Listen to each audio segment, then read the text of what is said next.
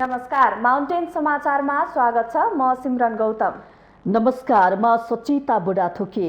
सुरुमा अहिलेसम्मका मुख्य समाचार।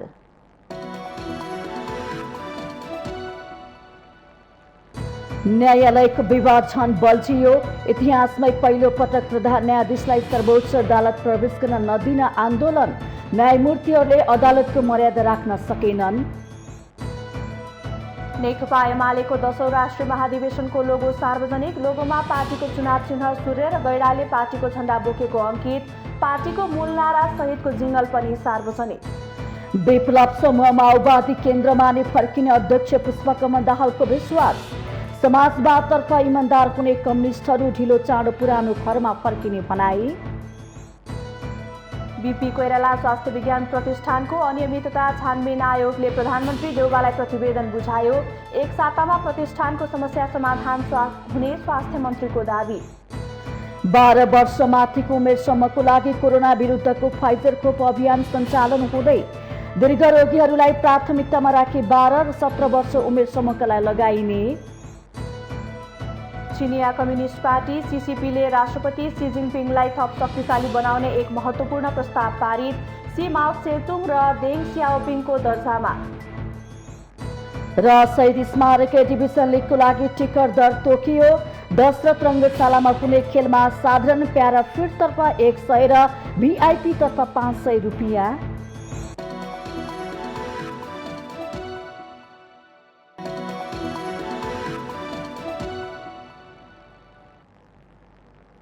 अब समाचार विस्तारमा। सर्वोच्च अदालतको विवाद दिन प्रतिदिन बढ्दै गएको छ। न्यायाधीश र अधिवक्ताहरू धरना दिन व्यस्त हुँदा न्याय माग्न अदालत पुगेका सेवाग्राहीहरू भने सर्वोच्च परिसरको माहौल देखेर वाक्क दिक्क बनेका छन्। प्रधान न्यायाधीशलाई न्यायालयको इतिहासमै पहिलो पटक सर्वोच्च अदालत प्रवेश गर्न नदिन सर्वोच्चको मूल गेटमा कानुन व्यवसायीहरू धरनामा बसेका छन्। यसले न न्यायमूर्तिहरूको गरिमा कायम रहन सकेको छ, न सर्वोच्च अदालतको मर्यादा राख्न सकियो।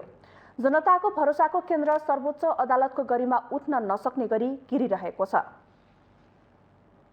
राज्यका 3वटै अङ्ग लथालिङ्ग अवस्थामा छन्। हिजोसम्म कार्यपालिका सबैभन्दा बढी विवादास्पद थियो। व्यवस्थापिका आलोचित थियो। तर विडम्बना भन्नुपर्छ, आम जनताको भरोसाको केन्द्र न्यायालय पनि अहिले सबैभन्दा बढी अराजक बनेको छ। राज्यका 3वटै अङ्ग अस्तव्यस्त हुँदा राजनैतिक दलहरू र सरकार मूकदर्शक बनेका छन्। नेताहरू व्यक्तिगत स्वार्थको कारण सत्यको पक्षमा बोल्न सकिरहेका छैनन्। अदालतको विवादबारे बोलिरहेका केही नेताहरू पनि आफ्नो स्वार्थको रोटी सेक्ने गरी बोलिरहेका छन्। त्यसैले न्यायालयको विवाद झन झन बल्झिँदै गएको छ। यहाँ तपाईले यो वरिष्ठ अधिवक्ताहरू देख्नुहुन्छ नि, नाममा यिनीहरू वरिष्ठ अधिवक्ताहरू होइनन्। यहाँ वरिष्ठ अधिवक्तै छैनन्। यहाँ पार्टीका अधिवक्ताहरू छन्। ढङ्गले अवज्ञा गर्नेहरूले भद्रतापूर्वक पहिला आफ्नो वक्तव्य जारी गर्छन्। आफ्नो भनाइ के हो विज्ञप्ति दिन्छन्। आफ्नो भनाइ के हो मागहरू राख्छन् अनि गर्छन्। यो नगरिकन एकैचोटि गर्नेलाई हाम्रो शब्दकोशले हुल्लडबाज भन्छ। हाम्रो शब्दकोशले यसैलाई हुल्दङ्गा भन्छ। हुल्दङ्गाको चाहिँ तपाईँको एउटा रुटिन होइन, प्लान्ड फर्ममा त्यो अर्गनाइज्ड वेमा आउँदैन। यस्तै डिसअर्गनाइज्ड फर्ममा जो आइरहेछ यो चाहिँ हुल्दङ्गा गरिरहेछन् न्यायाधीशहरूले। र हुल्दङ्गाको नेतृत्व फेरि यो वरिष्ठ नामका भ्रष्ट, वरिष्ठ नामका सेटिङ कमिटीका सदस्य, वरिष्ठ नामका बारबेन्च समन्वय कमिटीको चाहिँ भनेको नामका सेटिङवालाहरूले गरिरहेका छन्। न्यायमूर्तिहरू सर्वाधिक विवादमा तानिएका छन्। शक्ति पृथकीकरणका 3 निकाय मध्ये हिजोसम्म कार्यपालिका र व्यवस्थापिकाले राम्रोसँग काम गरेन भनेर आलोचना हुने हाम्रो देशमा आज कार्यपालिका र व्यवस्थापिका भन्दा झनै गई गुज्रेको अवस्थामा न्यायपालिका पुगेको छ। सम्मानित न्यायालयमा अधिवक्तादेखि न्यायमूर्तिहरूले जुन हरकत बारम्बार दोहोर्याइरहेका छन्, यसले जनतामा सिङ्गो न्यायालय प्रति घृणाभाव जागेको छ। अदालतभित्र न्यायिक विषयमा होइन, निरन्तर रूपमा राजनीतिक विषयमा विवाद भइरहेको छ। पक्ष र विपक्षमा उभिएकाहरूले अदालत परिसरमा गुण्डागर्दी शैली प्रदर्शन गरिरहेका छन्।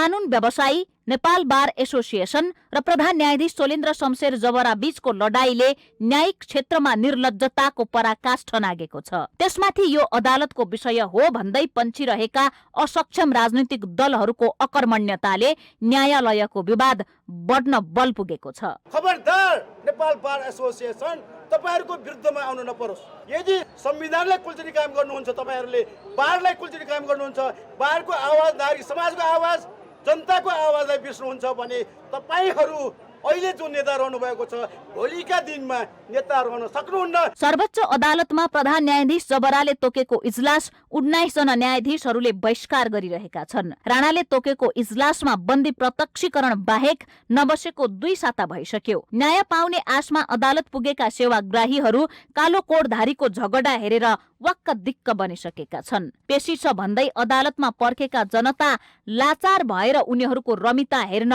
बाध्य छन्। मलिन अनुहार लिएर न्याय माग्न आउने जनता कानून व्यवसायीहरू बीचको घम्साघम्सी हेरेर घर फर्किन बाध्य छन्। यसले निमुखा जनता न्यायबाट वञ्चित मात्र भएका छैनन्, सिङ्गो अदालतको अवहेलना समेत भएको छ। जनतालाई न्याय दिन छोडेर आन्दोलनमा लागेका न्यायमूर्तिहरूको निर्लज्जता छरपष्ट भएको छ। संसदका सांसदज्यूहरू या सरकार अहिले ठुलो हेरेर बस्नु भएको छ भने स्वतन्त्र न्यायपालिका ढल्यो भने तपाईको हतियार भुत्ते हुनेछ। कानून व्यवसायीको यो आन्दोलनले जनताको न्याय पाउने अधिकार कुण्ठित भइरहेको छ। अदालत परिसरमा यस्ता हरकत दोहोरिरहनु अशोभनीय हो।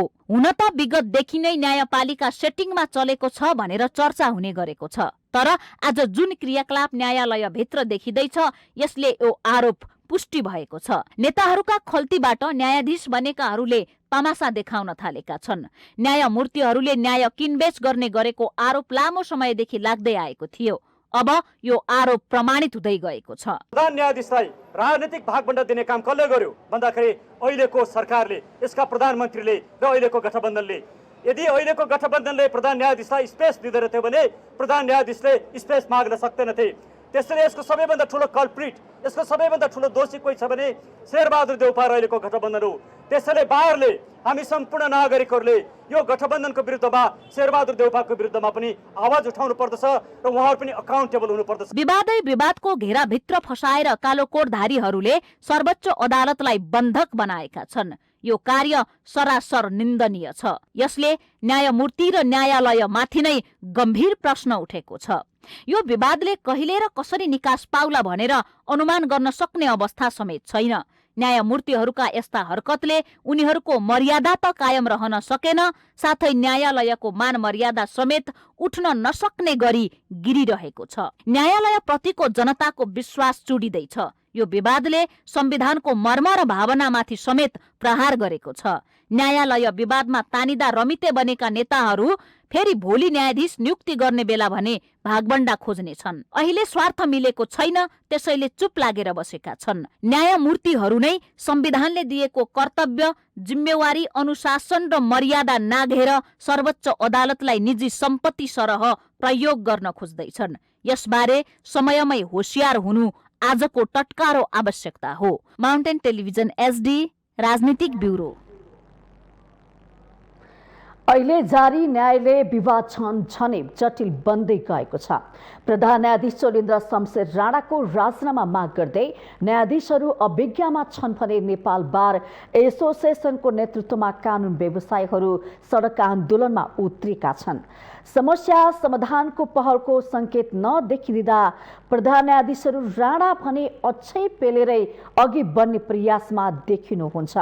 सर्वोच्च अदालतमा प्रवेश गर्न नदिने कानून व्यवसायीको प्रयास र मूल गेटको साटो अन्यन्त्रबाट सर्वोच्च अदालतभित्र प्रवेश गर्ने प्रधान न्यायाधीश बाध्य भएको वास्तविकताले न्यायालयलाई गिज्जाइरहेको छ। कार्तिक 8 गतेदेखि सर्वोच्च अदालतमा मुद्दाको सुनवाई ठप्प छ। प्रधान न्यायाधीश सोलेन्द्र शमशेर राणाको राजीनामा माग गर्दै न्यायाधीशहरू अभ्यागमा छन् भने नेपाल बार एसोसिएसनको नेतृत्वमा कानून व्यवसायीहरू आन्दोलनमा छन्। सर्वोच्चको विकसित घटनालाई नियाल्ने हो भने हत्तपत्त समाधान हुने छाँटकाँट देखिँदैन। राजीनामा नदिन राणाको अडान राजीनामा नआएसम्म आन्दोलनलाई थप सशक्त बनाउने कानून व्यवसायीहरूको घोषणा अब दुवै पक्षका लागि प्रतिष्ठाकै विषय बनेको छ। राणाको राजीनामा नआएसम्म आन्दोलनलाई थप प्रभावकारी बनाउने आन्दोलनरत पक्षको भनाइ छ। र सम्पूर्ण विश्व इतिहासमै यदि हेर्ने हो भने कुनै पनि देशको प्रधान न्यायाधीशको विरुद्धमा यस प्रकारका बारहरू एक ठाउँमा उभिएर उहाँको पदत्यागको लागि दबाब दिएको घटना भनेको दुर्लभ हो। त्यसैले विश्व इतिहासमै यो नौलो घटना हो र यस्तो किसिमको स्थितिमा उहाँले अब आफूलाई धानी राख्न सक्नुहुन्न। कानुन व्यवसायीहरू राणाको राजीनामा माग्दै सर्वोच्च अदालतको मूल गेट नै नारा जुलुसमा उत्रिए। प्रधान न्यायाधीशलाई सर्वोच्च अदालतभित्र प्रवेश गर्न नदिने आन्दोलनरत पक्षको प्रयासलाई विफल बनाउँदै अर्को बाटोको प्रयोग आम नागरिकका लागि कुनै चलचित्रको दृश्य जस्तै भएको छ। अदालतमा चर्किदो विवादमा राजनीतिक दलहरू मौन बस्न नहुने कानुन व्यवसायीहरूको तर्क छ। मर्यादापूर्ण बहिर्गमनको लागि र न्यायिक पारदर्शिताको लागिको लडाइँ हो। तपाईँले एउटा कुरा के बुझ्नुहोस् भने नेपाली जनताले चाहेको, नेपाली न्यायकर्मीले चाहेको भनेको न्यायिक तपाईँको पारदर्शिता हो, न्यायिक नग्नता होइन। आज जुन किसिमले न्याय क्षेत्रमा नग्न नृत्य भइरहेछ त्यसको अन्त्य आजको कानुन व्यवसायले खोज्या हो। राजनीतिक दलका नेताहरूले आफ्नो कार्यकर्तालाई भर्ती केन्द्र सर्वोच्च अदालत बनाएर चाहिँ ती कार्यकर्तालाई न्यायाधीश चाहिँ बनाउन सक्ने र यो समस्याको समाधान गर्न चाहिँ मौन छन् भनेपछि प्रधान न्यायाधीश जे गरिरहेछ ठिकै छ, यी सडक छापका वकिलहरू कराइरहन्छन् भन्ने जबसम्म नेताहरूको मेन्टालिटीमा परिवर्तन आउँदैन तबसम्म यो विवाद टुङ्गिन समय लाग्छ।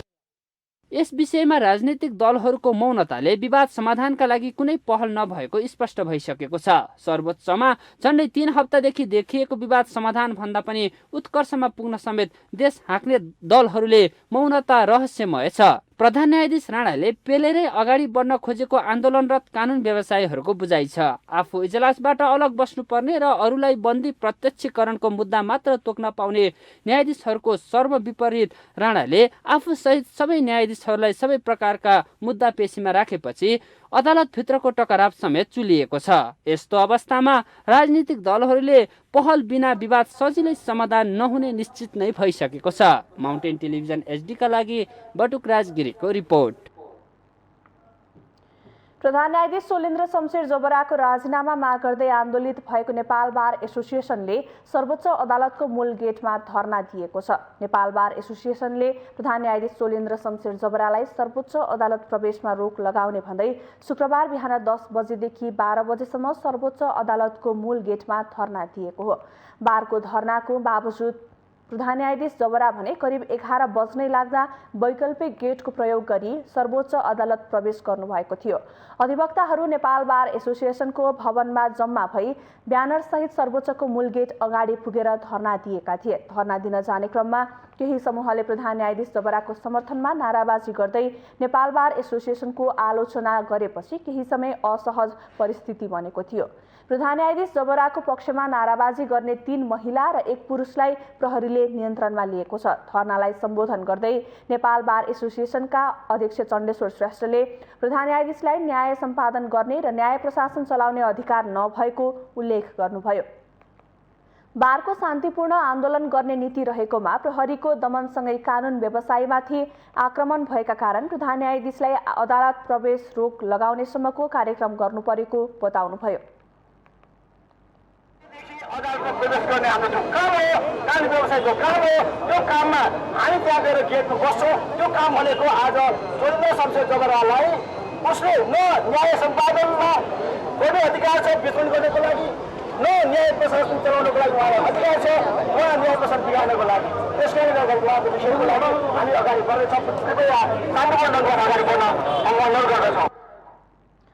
धरना कार्यक्रमलाई सम्बोधन गर्दै नेपाल बार एसोसिएसनका महासचिव लीलामणि पौडेलले प्रधान न्यायाधीशको सम्बन्धमा संयुक्त राष्ट्रसङ्घमा पनि उजुरी पठाउन तयार रहेको भन्दै आफूहरू संयुक्त राष्ट्रसङ्घको सम्पर्कमा रहेको बताउनुभयो। बारको भद्र आन्दोलनलाई कमजोरीको रूपमा नलिन उहाँले चेतावनी पनि दिनुभयो। पनि हामी पञ्चायतमा छौँ। नेपालको उसको बारेमा, तपाईँ प्रधान न्यायाधीशको बारेमा युएनमा समेत हामी कम्प्लेन पठाउन तयार रहेका छौँ। त्यस कारणले हामीलाई हाम्रो शिष्ट सौम्य भद्र आन्दोलनलाई अन्यथा नसोचियोस्, कमजोरी नठानियोस् भन्न पनि म चेतावनी दिन चाहन्छु। बारले प्रधान न्यायाधीश सोलेन्द्र शमशेर जबराले न्यायपालिकाको गरिमा कायम राख्न नसक्ने भन्दै राजीनामा माग्दै आएको छ।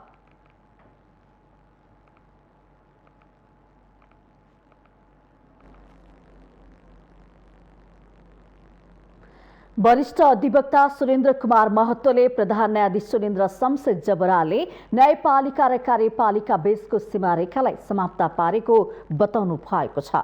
शुक्रबार नेपाल बार एसोसिएसनले सर्वोच्च अदालतको मूल गेटमा गरेको धरना पश्चात बार भवनमा भएको संक्षिप्त कार्यक्रममा बोल्दै वरिष्ठ अधिवक्ता महतोले प्रधान न्यायाधीशले कार्यपालिका र व्यवस्थापिका बीचको सीमारेखालाई समाप्त पारेको बताउनु भएको हो।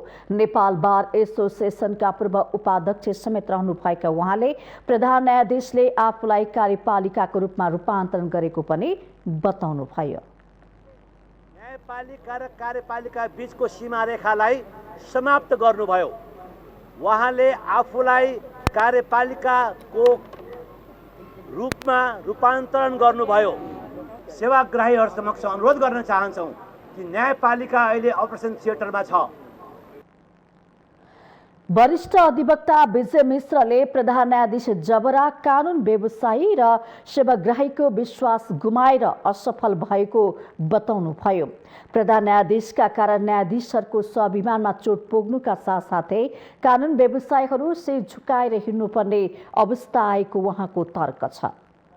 विश्वास प्राप्त गर्नुपर्ने हो। त्यो विश्वासको परीक्षामा उहाँ असफल हुनुभएको छ। असफलताको कारणले गर्दा स्वाभिमान न्यायाधीशहरूको स्वाभिमानमा चोट पुगेको छ। स्वाभिमान कानुन व्यवसायीहरू शिर झुकाएर हिँड्नु परेको अवस्था छ।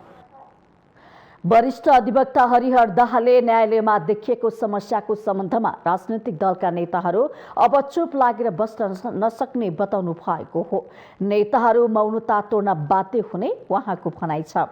समाधान समस्याको दिशामा नेताहरूले आफ्नो भूमिका निर्वाह नगरे सरकारको अकर्मण्यताको विरुद्ध पनि आन्दोलन तेर्सिने उहाँले बताउनुभयो। मौनता तोड्न बाध्य हुनेछन् किन हाम्रो आन्दोलनको जब उत्कर्षमा पुग्छ उनीहरूले भाषा अवश्य पनि भाषामा के छ भने यो समस्या समाधानको दिशामा आफ्नो तहबाट गर्नुपर्ने कुरा यदि गरेनन् भने हामीले भन्नुपर्छ र भन्छौँ र हाम्रो साथीहरूले आह्वान गरिसक्नु भएको छ।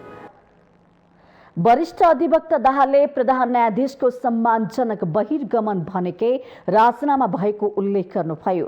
प्रधान न्यायाधीशले राजीनामा नगरे पदच्युत हुन सक्ने उहाँको भनाइ छ।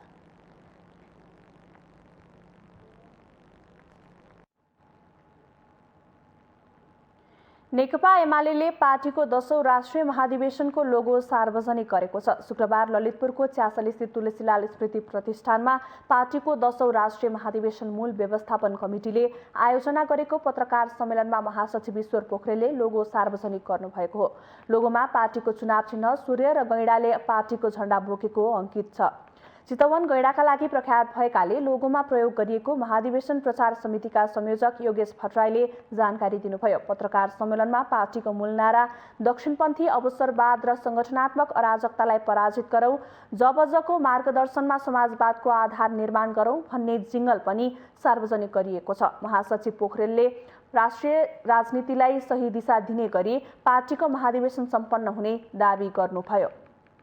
महाधिवेशन केवल नेकपा एमालेको मात्रै नभएर नेसनल पोलिटिक्सलाई एउटा सही दिशा दिनको लागि गरिएको एउटा महत्त्वपूर्ण प्रयत्न हुनेछ। यस हिसाबले यहाँहरू सबैले बुझिदिनु हुनेछ म यो आग्रह गर्न चाहन्छु। यसैबीच नेकपा एमाले महाधिवेशनमा पहिलो पटक भित्ते लेखन र कागजको पोस्टर प्रयोग नगर्ने भएको छ। महाधिवेशन प्रचार कमिटीका संयोजक योगेश भट्टराईले महाधिवेशनमा भित्ते लेखन र कागजको पोस्टर प्रयोग गर्न प्रतिबन्ध लगाउने निर्णय गरिएको जानकारी दिनुभएको हो। त्यसैगरी एमाले सबै स्थानीय तहमा सम्बन्धित ओडा कमिटीको आयोजनामा पार्टी महाधिवेशनको प्रचारका लागि सभा गोष्ठी लगायतका कार्यक्रमहरू आयोजना गर्नेछ। मङ्सिर 7 गते जिल्ला, प्रदेश र देशका मुख्य शहरहरूमा मोटरसाइकल र्याली आयोजना गरिनेछ। अब देशभरि नै यो महाधिवेशनको एउटा प्रचार अभियानलाई अगाडि बढाउन हामीले 753वटै स्थानीय पालिकामा महाधिवेशन केन्द्र अन्तर्क्रिया, छलफल, गोष्ठी, सेमिनार लगायतका कार्यक्रमहरू सम्बन्धित तहका कमिटीहरू जनसङ्घको आयोजनामा हुनेछ। त्यस्तै बुद्धिजीवी परिषदको आयोजनामा काठमाडौँ, चितवन र यो प्रदेशका राजधानी केन्द्रित ठुला अन्तर्क्रिया कार्यक्रमहरू पनि बुद्धिजीवी परिषदको आयोजनामा हुनेछ। कार्यक्रममा पार्टीका कार्यालय सचिव शेरबहादुर तामाङले महाधिवेशनका लागि पार्टी सदस्यहरूले कम्तीमा 100 रुपैयाँ सहयोग उपलब्ध गराउनका लागि क्यूआर कोड सार्वजनिक गर्नुभयो। एमाले महाधिवेशनमा सञ्चार सङ्कलनका लागि पुगेका सञ्चारकर्मीहरूका लागि छुट्टै मिडिया डेस्कको समेत व्यवस्था गर्ने जनाएको छ। आसन्न मङ्सिर 10 देखि 12 मा चितवनमा हुने एमालेको राष्ट्रिय महाधिवेशनमा 2000 जति प्रतिनिधिहरू सहभागी हुनेछन्। महाधिवेशनमा करिब 8 लाख सदस्यहरू सहभागी हुने अपेक्षा गरिएको छ।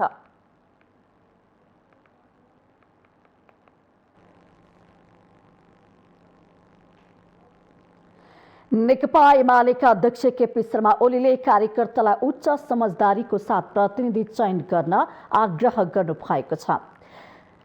महाधिवेशन प्रतिनिधि चयनको पूर्व सन्ध्यामा एक भिडियो सन्देश जारी गर्दै अध्यक्ष ओलीले उच्च समझदारीको आधारमा प्रतिनिधि चयन गर्न आग्रह गर्नु भएको हो। प्रतिस्पर्धा मात्रै होइन, अझ उन्नत स्तरको समझदारी र सहमति लोकतन्त्रको उच्च स्तरीय अभ्यास रहेको अध्यक्ष ओलीको भनाइ छ। हाम्रो प्रिय पार्टी नेकपा एमालेलाई राष्ट्रिय आकांक्षा पूरा गर्ने अभियानको नेतृत्व गर्न सक्षम सबल शक्तिका रूपमा खडा गर्नेछ। चितवनमा आयोजना हुन गइरहेको 10औं राष्ट्रिय महाधिवेशनको लागि भोलि कार्तिक 27 गते देशैभर एकै दिन 1900 भन्दा बढी प्रतिनिधिहरूको चयन हुँदैछ। हाम्रो पार्टी एउटा लोकतान्त्रिक पार्टी हो। हामी लोकतन्त्रलाई प्रणालीको रूपमा मात्रै होइन, प्रक्रिया र पद्धतिको रूपमा पनि बुझ्दछौँ। तदनुसार नै व्यवहारमा पनि लोकतन्त्रको अभ्यास गर्दछौँ। हामी सबैलाई थाहा छ, लोकतान्त्रिक अभ्यास भनेको जिम्मेवारी बोध र अनुशासन सहितको अभ्यास हो र प्रतिस्पर्धा मात्रै होइन, समझदारी, अझ उन्नत स्तरको समझदारी र सहमति लोकतन्त्रको उच्च स्तरीय अभ्यास हो। साथै उहाँले दलभित्रको समझदारी, सुदृढ एकताको आदर हुने विश्वास समेत व्यक्त गर्नु भएको छ।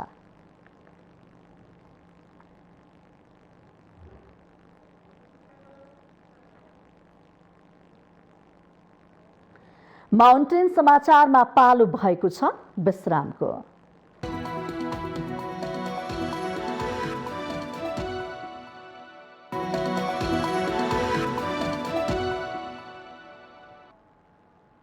विश्रामपछि स्वागत छ। अब बाँकी समाचार। नेकपा एकीकृत समाजवादीले शनिबारदेखि हुने केन्द्रीय कमिटीको दोस्रो पूर्ण बैठकको एजेन्डा तय गरेको छ। शुक्रबार काठमाडौँमा बसेको स्थायी कमिटीको 8औं बैठकले केन्द्रीय कमिटी बैठकमा पार्टीका तर्फबाट सरकारमा रहेका संघीय मन्त्रीहरूले गरेका काम र भावी योजनाको बारेमा प्रश्न पार्ने लगायतका एजेन्डा तय गरेको हो। साथै नवनियुक्त बागमती प्रदेश र प्रदेश नम्बर 1 का मुख्यमन्त्रीहरूले पनि आफ्नो आगामी कार्ययोजना प्रस्तुत गर्ने कार्यतालिका रहेको नेकपा एकीकृत समाजवादीका नेता गंगालाल तुलाधरले जानकारी दिनुभयो।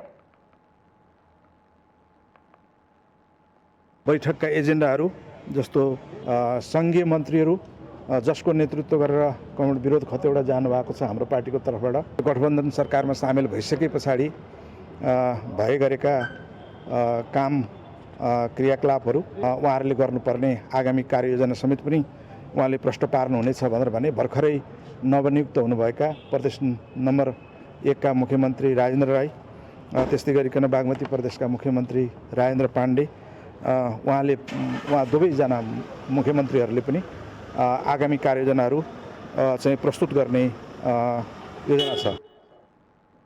साथै पार्टीले संगठन निर्माण र आर्थिक क्षेत्रमा गरिने कामको योजना पनि केन्द्रीय कमिटी बैठकमा प्रस्तुत गर्ने जनाएको छ।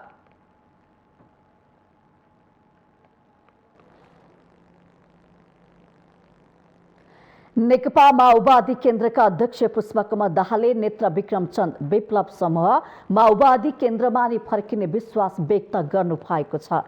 शुक्रबार पार्टी कार्यालय पेरिस डाँडामा विभिन्न पार्टीबाट माओवादी केन्द्रमा प्रवेश गरेका नेता तथा कार्यकर्ताहरूलाई सम्बोधन गर्दै अध्यक्ष दाहालले नेत्र विक्रम चन्द विप्लव माओवादी केन्द्रमा नै फर्किने विश्वास व्यक्त गर्नु भएको हो। उहाँले माओवादीबाट टुक्रिएर गएका अन्य नेताहरूसँग पनि आफ्नो संवाद भइरहेको बताउँदै मोहन वैद्य, किरण, त्यसैगरी डाक्टर बाबुराम भट्टराई लगायतका सबै माओवादी मिलेर नै मौलिक क्रान्तिकारी धारलाई अघि बढाउन सकिने बताउनु भएको छ। अध्यक्ष दाहालले आराम गर्दै रमाइलो मान्दै माओवादी क्रान्तिलाई अघि बढाउन नसकिने बताउँदै समाजवादतर्फ इमान्दार हुने कम्युनिस्टहरू ढिलो चाँडो पुरानो घरमा फर्केर आउने बताउनुभयो। विप्लवजी पनि यसरी नै आउनुहुन्छ भनेर म विश्वास पनि व्यक्त गर्न चाहन्छु। अब अलग बसेर होइन, हामी सबै एक ठाउँमा केन्द्रित भएर मात्रै नेपाली क्रान्तिलाई अझ मौलिक तरिकाले नयाँ अध्ययन अनुसन्धान गरेर नयाँ रणनीतिसहित अगाडि लान सकिन्छ। कुनै रोमान्स जस्तो गरिकन लान सकिँदैन। कार्यक्रममा अध्यक्ष दाहालले एकै युग र एउटै कालखण्डमा धेरै प्रचण्ड हुन नसक्ने बताउनु भएको थियो। उहाँले एउटा समयमा जनता, आन्दोलन, समय र सङ्घर्ष, सही विचार र बलिदानबाट मात्रै प्रचण्ड पैदा हुन सक्ने बताउनु भएको हो। अध्यक्ष दाहालले कोही एक व्यक्तिको चाहनामा र लहर चल्दैमा क्रान्ति नहुने भन्दै प्रचण्ड नेपाली जनताले जन्माएको बताउनु भएको छ। उहाँले प्रचण्ड व्यक्ति नभई सही विचार, बलिदान, सङ्घर्षको प्रतीक भएको पनि बताउनु भयो। प्रचण्डले जन्माएको त होइन, नेपाली जनताले जन्माएको। तपाईँ हामी सबै लडेर निर्माण गरेको हो नि प्रचण्ड भन्ने व्यक्ति होइन प्रचण्ड। फेरि एउटै युगमा एउटै कालखण्डमा थुप्रै प्रचण्ड हुनै सक्दैन। थुप्रै मार्क्स हुने, थुप्रै लेनिन हुने, थुप्रै माओ हुने हुँदैन। एउटा समय र एउटा कालमा जनताले पैदा गर्ने हो, आन्दोलनले, सङ्घर्षले, बलिदानले पैदा गर्ने हो। अध्यक्ष दाहालले प्रतिक्रियावादीहरू माओवादी क्रान्तिको उपलब्धि उल्टाउने षड्यन्त्रमा लागि परेको पनि बताउनु भयो।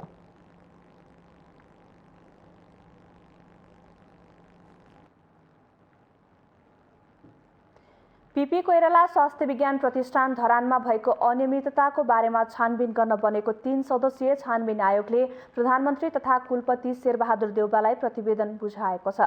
शुक्रबार स्वास्थ्य तथा जनसङ्ख्या मन्त्री विरोध खतिवडा सहितको 3 सदस्यीय छानबिन आयोगले प्रधानमन्त्री देउवालाई प्रतिवेदन बुझाएको हो। प्रधानमन्त्रीलाई प्रतिवेदन बुझाएपछि सञ्चारकर्मीहरूसँगको कुराकानीमा स्वास्थ्य मन्त्री खतिवडाले अबको हप्ता दिनभित्र प्रतिष्ठानको समस्या समाधान हुने दावी गर्नुभयो। उहाँले यो प्रतिवेदन अघिका प्रतिवेदन र आन्दोलनरत पक्षका कुराहरूलाई छलफल गरेर बनाइएको बताउनुभयो।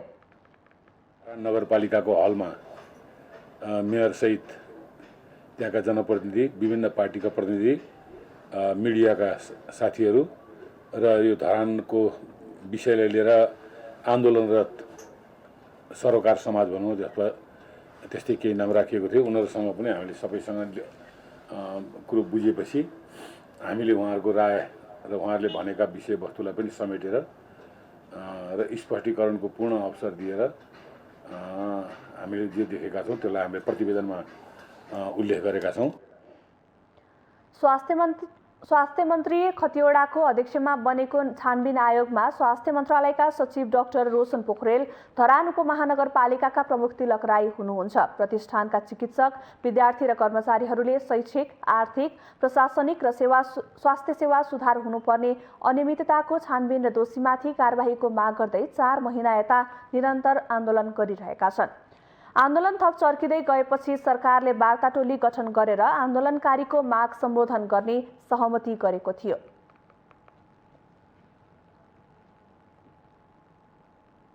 माउन्टेन समाचारमा पालो भएको छ विश्रामको।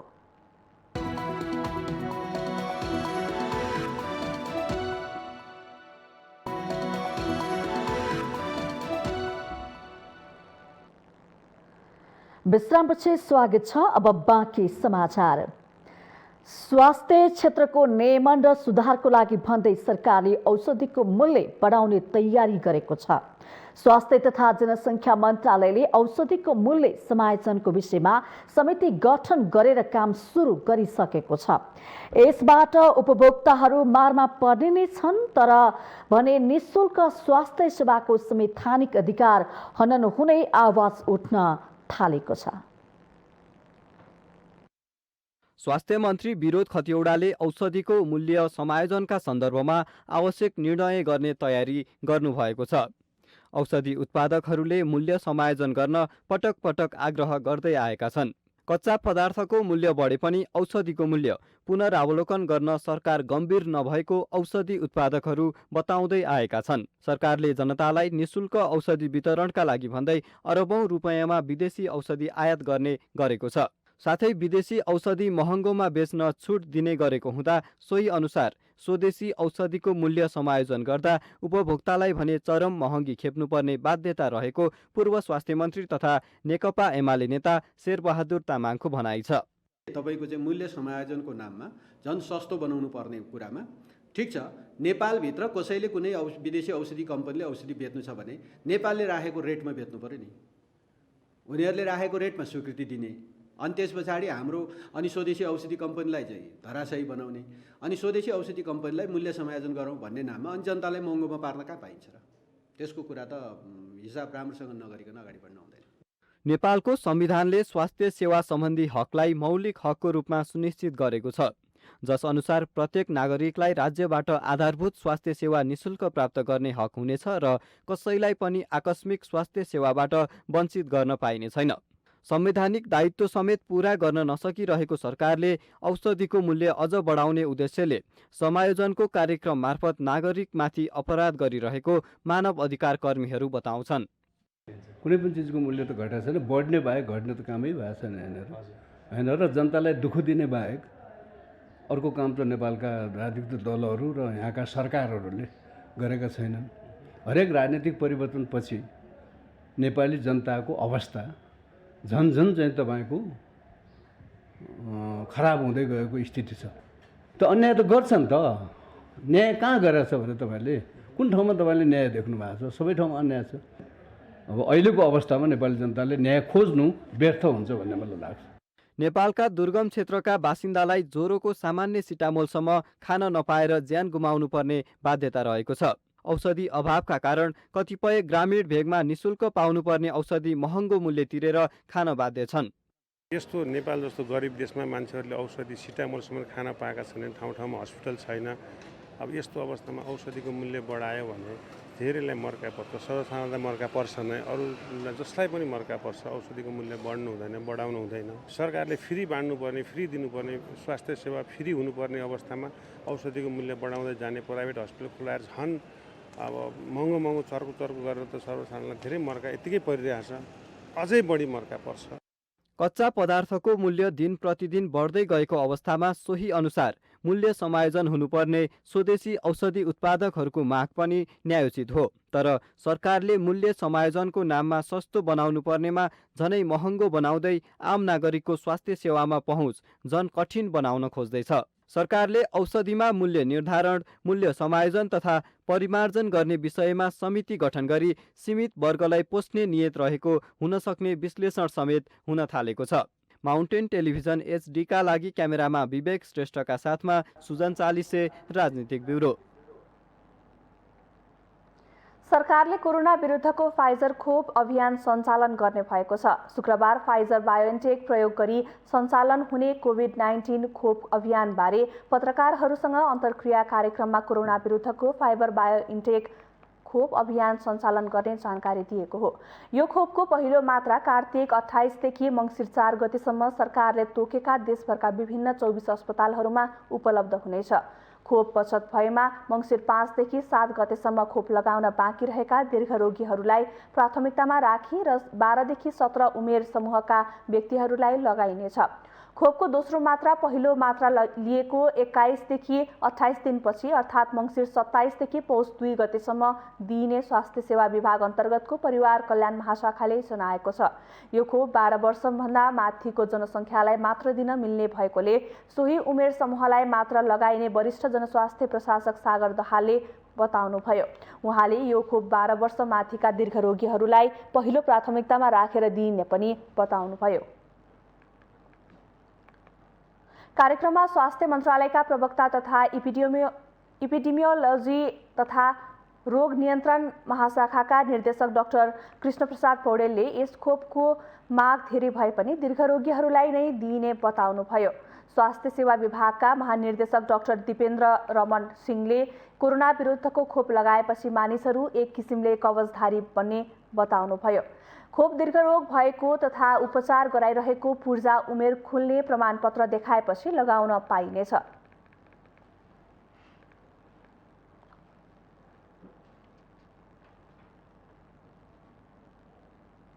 हामीसँग आर्थिक अन्तर्राष्ट्रिय र खेल समाचार बाँकी नै छन्। माउन्टेन समाचारमा फेरि पालो भएको छ विश्रामको।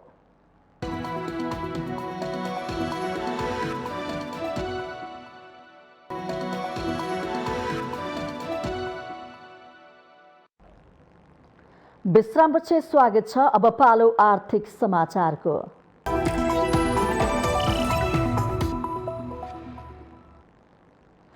फुटवेयर म्यानुफ्याक्चर्स एसोसिएसन अफ नेपालको आयोजनामा काठमाडौँको भिरकुटी मण्डपमा जुत्ता, चप्पल तथा छालाछनी वस्तुहरूको व्यापारिक प्रदर्शनी सुरु भएको छ। शुक्रबार काठमाडौँमा एक कार्यक्रमका बीच नेपाल उद्योग वाणिज्य महासंघका वरिष्ठ उपाध्यक्ष चन्द्रप्रसाद ढकालले व्यापारिक प्रदर्शनीको उद्घाटन गर्नुभएको हो। उद्घाटनपछि बोल्दै ढकालले भर्खरै कोरोनाको कहरबाट अर्थतन्त्र पूर्ववत अवस्थामा फर्किँदै गर्दा बैंक तथा वित्तीय संस्थामा देखिएको तरलताको अभावले अर्थतन्त्र पुनः डामाडोल हुने हो कि भन्ने आशंका रहेको बताउनुभयो। यो समस्याको समाधानको उपाय समयमा खोज्न नसके उठ्न थालेका उद्योग कहिले पनि उठ्न नसक्ने गरी ढल्ने खतरा रहेको ढकालको भनाइ छ। कोभिडबाट चाहिँ बन्द भएका उद्योग व्यवसायहरूलाई एउटा पहिलेकै लयमा चाहिँ फर्काउनको लागि भइरहेको चाहिँ व्यवसायलाई चाहिँ एक्सपान्सन चाहिँ गर्नको लागि र नयाँ उद्योग व्यवसायहरूलाई चाहिँ अगाडि बढाउनको लागि जुन एउटा चाहिँ फाइनान्सियल रिक्वायरमेन्ट हुन्छ बैंक तथा वित्तीय संस्थाबाट, त्यो चाहिँ वास्तवमा अहिलेको अवस्था हेर्दाखेरि आउने दिनमा वास्तवमा अझै असहज हुने हो कि भन्ने कुरा चाहिँ देखिएको अवस्था चाहिँ छ। यस्तै उद्योग वाणिज्य महासंघका वरिष्ठ उपाध्यक्ष ढकालले मुलुकभित्रको व्यापार घाटा कम गर्न सकेसम्म निर्यातलाई बढाउनु पर्ने बताउनु भएको छ। जुत्ता उद्योगी स्वयंले नै स्टल राखेका कारण प्रदर्शनीमा बजारमा भन्दा सस्तो दरमा जुत्ता पाइने आयोजकले दाबी गरेको छ। प्रदर्शनी कार्तिक 26 गतेदेखि मङ्सिर 13 गतेसम्म सञ्चालन हुनेछ।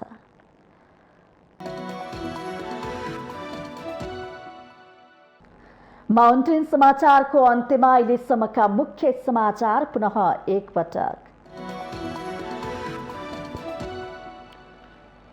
न्यायालयको विवाद झन बल्झियो।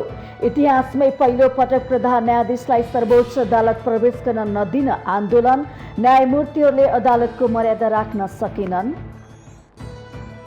नेकपा एमालेको 10औं राष्ट्रिय महाधिवेशनको लोगो सार्वजनिक। लोगोमा पार्टीको चुनाव चिन्ह सूर्य र गैडाले पार्टीको झण्डा बोकेको अङ्कित। पार्टीको मूल नारा सहितको जिङ्गल पनि सार्वजनिक। विप्लव समूह माओवादी केन्द्रमा नै फर्किने अध्यक्ष पुष्पकमल दाहालको विश्वास। समाजवादतर्फ इमान्दार हुने कम्युनिस्टहरू ढिलो चाँडो पुरानो घरमा फर्किने भनाई।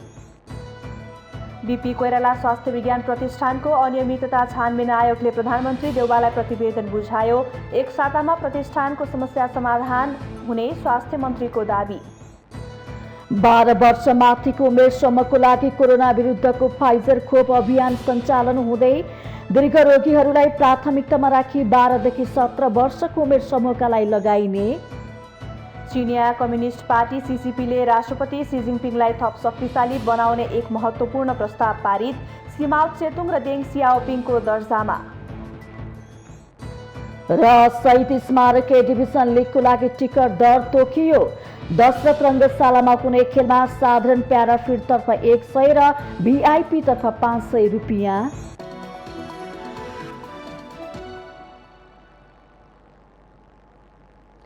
माउन्टेन समाचार अहिलेलाई सकियो। सत्य, तथ्य र निष्पक्ष समाचारका लागि माउन्टेन टेलिभिजन HD हेर्दै रहनुहोला। नमस्कार।